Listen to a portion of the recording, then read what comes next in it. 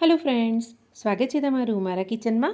ચોળાફળી અને મઠિયા વગર આપણો દિવાળીનો તહેવાર તો અધૂરો જ ગણાય। પણ દિવાળીના ટાઈમે ઘરની સાફ સફાઈ અને કામકાજમાં આપણે એટલા બધા વ્યસ્ત હોઈએ છીએ કે આપણે બજારમાં મળતા તૈયાર પેકેટના મઠિયા જ આપણે લઈ આવીએ છીએ, જે આપણને ખબર પણ નથી હોતી કે એ કેટલા શુદ્ધ છે અને કેટલા સમય પહેલાંના બનેલા છે। અને વ્યસ્ત હોવાના કારણે આપણને ઘરે મઠિયા બનાવવાના ઘણા માથાકૂટ ભર્યા લાગે। પણ આ રેસીપી જોયા પછી તમે મઠિયા ક્યારેય બહારથી નહીં લાવો, કારણ કે લોટ બાંધવાથી લઈને મઠિયાને સરળતાથી વણવાની રીત અને મઠિયાને સ્ટોર કરવાની રીત પણ મેં તમારી સાથે શેર કરી છે, જેનાથી તમારા મઠિયા તળ્યા પછી લાલ પણ નહીં પડે અને ખાવામાં એકદમ ક્રિસ્પીની સાથે ફરસા પણ બનશે।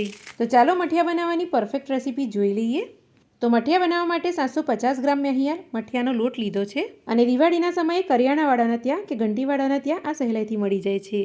અને જો તમારે ઘરે જ ઘરઘંટી હોય અને ઘરે જ લોટ તૈયાર કરવો હોય તો 1 કિલો મઠમાં 250 ગ્રામ અડદની દાળ મિક્સ કરી ઘરઘંટીમાં દળી લેશો એટલે ઘરે જ મઠિયાનો લોટ તૈયાર થઈ જશે। હવે લોટ બાંધતા પહેલાં તમારે લોટને મેંદાની ચાળણીથી ચાળી જ લેવાનો છે, જેથી કરીને લોટમાં કાંઈક કરકરો ભાગ હોય તો એ નીકળી જશે। તો બધા લોટને આપણે સારી રીતે ચાળી લીધો છે। તો હવે આપણે શું કરીશું કે 2 ચમચી જેટલો લોટ આપણે આમાંથી કાઢી લઈશું અને આ 2 ચમચી લોટનો ઉપયોગ આપણે ક્યારે કરવાનો છે એ હું તમને આગળ રેસીપીમાં જણાવું છું, જે આગળ આપણને ઘણો જ કામ લાગશે। એટલે ભૂલ્યા વગર આ 2 ચમચી લોટ તો તમારે કાઢી જ લેવાનો છે। તો લોટ તો આપણે ચાળીને તૈયાર કરી લીધો છે। તો આ લોટ બાંધવા માટે એક મસાલાવાળું પાણી આપણે હવે બનાવી લઈશું। તો એની માટે તપેલીમાં આપણે 1 કપ જેટલું પાણી લઈશું અને બીજું 1/4 કપ જેટલું પાણી નાખીશું, એટલે મેઝરિંગ કપથી આપણે 1/4 કપ પાણી લીધું છે। હવે પાણીને આપણે થોડું ગરમ કરી લઈશું। તો જુઓ પાણી આપણું સરસ ગરમ થઈ ગયું છે। તો હવે ગેસની ફ્લેમને આપણે સ્લો કરી દેવાની છે અને હવે આમાં આપણે 2 ટીસ્પૂન ભરીને મીઠું નાખીશું અને સાથે જ મેં 20 જેટલા લવિંગિયા મરચાં લઈ લીધા હતા, જેને મિક્સીમાં આપણે આ રીતે ક્રશ કરી લેવાના છે। અને ધ્યાન રાખો કે આપણે લવિંગિયા મરચાં જ આમાં નાખવાના છે, કારણ કે લવિંગિયા મરચાંની તીખાશ મઠિયામાં ખૂબ જ સરસ લાગે છે। તો આ મરચાંની પેસ્ટ પણ આપણે પાણીમાં નાખી દઈશું અને એક વખત આને આપણે હલાવી લેવાનું છે અને એકદમ સ્લો ફ્લેમ પર જ આને 1 થી 1.5 મિનિટ માટે આપણે ઉકાળી લેવાનું છે। અને ગરમ પાણીમાં લવિંગિયા મરચાં નાખીએ એટલે એની તીખાશ ખૂબ ઉડે, એટલા માટે આને આપણે આ રીતે ઢાંકી દેવાનું છે અને 1 મિનિટ પછી આને આપણે ખોલીને ચેક કરી લઈશું। અને ધ્યાન રાખો કે આને આપણે વધારે ઉકાળવાનું નથી, નહીં તો પાણીનો ભાગ આમાં ઓછો થઈ જશે અને પછી લોટ બાંધવામાં તમને પાણી ઓછું પડશે। તો પાણીમાં હવે લવિંગિયા મરચાંની તીખાશ સરસ બેસી ગઈ છે। તો હવે પાણીમાં આપણે ખાંડ નાખીશું। તો પાણીમાં આપણે 5 ટેબલસ્પૂન જેટલી ખાંડ નાખીશું અને જો તમને મઠિયામાં મીઠાશ વધારે પસંદ હોય તો આમાં ખાંડ વધુ પણ નાખી શકો છો અને જો ઓછી પસંદ હોય તો તમે ખાંડને ઓછી પણ કરી શકો છો। અને અત્યારે આપણે જેટલું પણ આ મેઝરમેન્ટ લીધું છે તે 750 ગ્રામ લોટના હિસાબે લીધું છે। તો તમે પણ આ જ રીતે લેશો તો તમારો લોટ એકદમ પરફેક્ટ બંધાઈને તૈયાર થશે। અને ખાંડને આપણે હલાવી લેવાની છે અને જેવી ખાંડ ઓગળે એટલે તરત જ આપણે ગેસની ફ્લેમને બંધ કરી દેવાની છે, કારણ કે આપણે ખાંડની ચાસણી નથી થવા દેવાની। જો ખાંડ ઉકળીને ચાસણી થઈ જશે તો મઠિયા તમારા કડક થઈ જશે।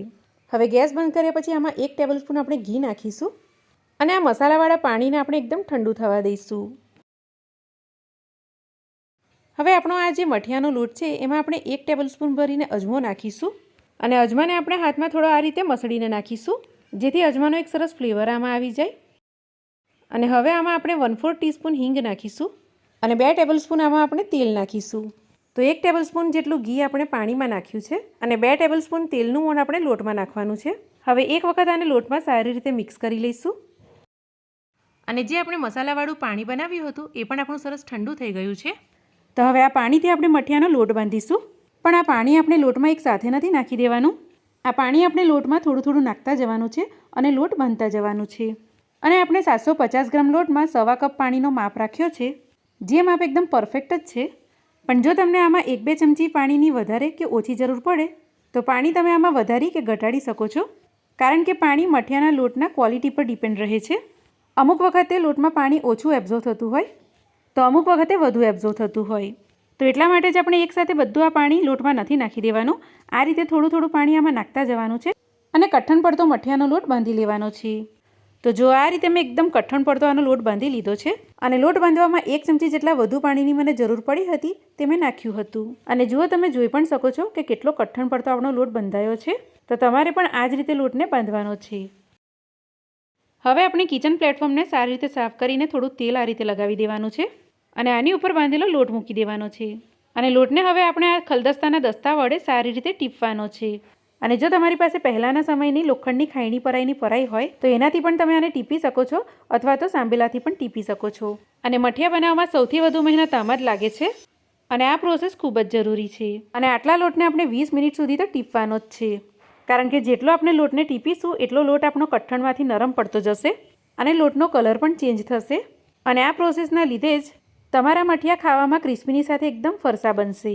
તો શરૂઆતમાં જ્યારે તમે આને ટીપશો તો કિનારો પર આ રીતે ક્રેક્સ દેખાશે, પણ 20 મિનિટ પછી તમે જોશો તો ક્રેક્સ નહીં પડે, કારણ કે લોટ આપણો સરસ મુલાયમ થઈ જાય છે.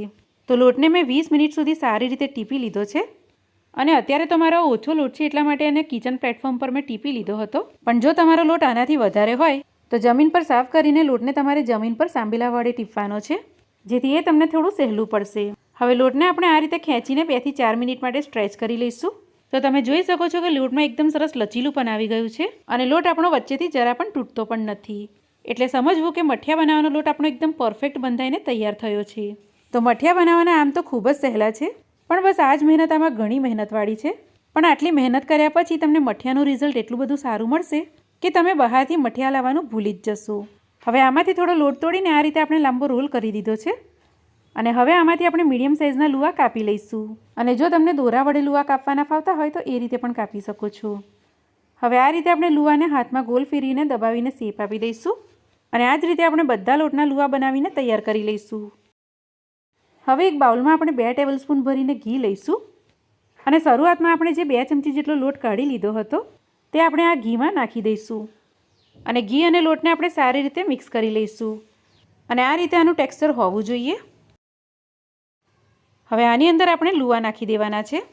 તો આ પ્રોસેસ કરવાથી તમે ગમે એટલા પણ વધારે મઠિયાના લુવા બનાવશો તો લુવા તમારા સુકાશે નહીં અને મઠિયા તમારા ખૂબ જ સહેલાઈથી વણાશે પણ. અને મઠિયા વણતી વખતે તમને કોઈપણ જાતના અટામણ કે તેલની જરૂર નહીં પડે.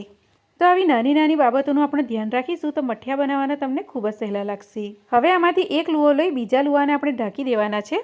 અને હવે એક પ્લાસ્ટિકને આપણે આ રીતે ગોલ શેપમાં કાપી લઈશું અને એની ઉપર લુવો મૂકીને હળવા હાથેથી મઠિયાને આ રીતે વણતા જઈશું. અને કિનારો પર વેલણને આપણે આ રીતે ફેરવતા જવાનું છે, જેથી મઠિયા આપણા સરસ મોટા વણાશે અને પાતળા પણ થતા જશે.